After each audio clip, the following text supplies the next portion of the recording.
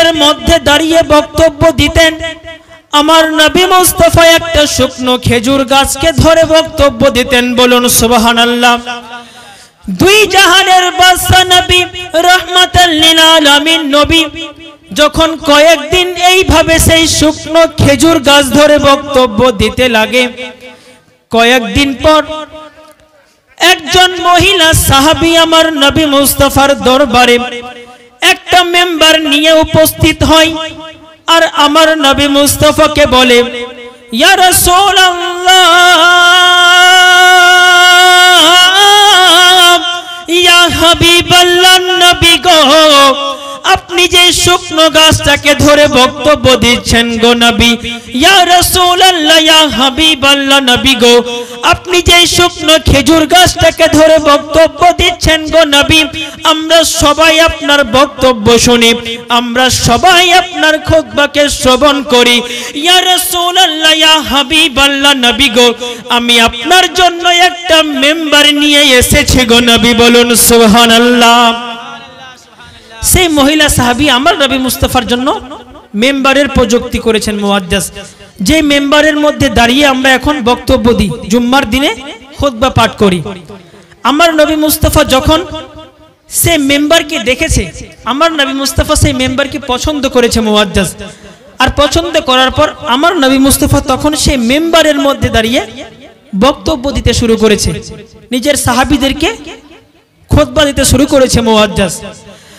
যখনই আমার নবী মুস্তাফা রাহমাতাল লিল আলামিন নবী, আমাদের গুনাহগার উম্মতের শাফাআতের কান্ডারি নবী, কাল কিয়ামতের দিনে হাসরের মাঠে উত্তপ্ত ময়দানে আমাদের সুপারিশকারী নবী সেই মেম্বারের মধ্যে দাঁড়িয়ে খুতবা দিতে শুরু করেছে, সঙ্গে সঙ্গে সেই মসজিদের মধ্যে একটা যেন কান্নার আওয়াজ শোনা যায়।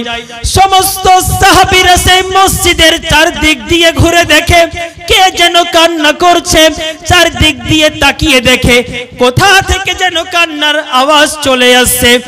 আমার নবী মুস্তাফা তখন সেই মেম্বারের মধ্যে দাঁড়িয়ে মসজিদের চারদিকে ঘুরে দেখছে কোথা থেকে কান্নার আওয়াজ আসছে। যখন সমস্ত সাহাবীরা এই দিক ওই দিক দেখতে লাগে, সমস্ত সাহাবীদের নজর তখন সেই উস্তুনে হান্নানা শুকনো খেজুর গাছের দিকে নজর পড়ে। বলুন সুবহানাল্লাহ। দেখুন মুআজ্জাজ, একটা শুকনো খেজুর গাছ, কিন্তু সেই শুকনো খেজুর গাছ কান্দন করছে মুআজ্জাজ। সেই শুকনো খেজুর গাছের আওয়াজ সমস্ত সাহাবীরা দেখতে পাচ্ছে এবং সমস্ত সাহাবীরা শুনতে পাচ্ছে। সেই শুকনো খেজুর গাছ আমার নবী মুস্তাফাকে কত মোহাব্বত করতেন দেখুন মুআজ্জাজ।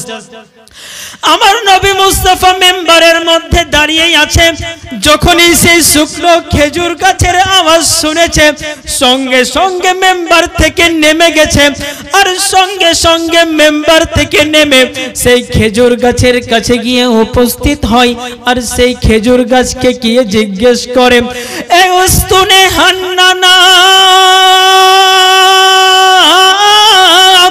তুই কেন কাঁদছিস রে, একটু বল, তুই কেন কাঁদছিস, তোর চোখে জল কেন, একটু বল বল।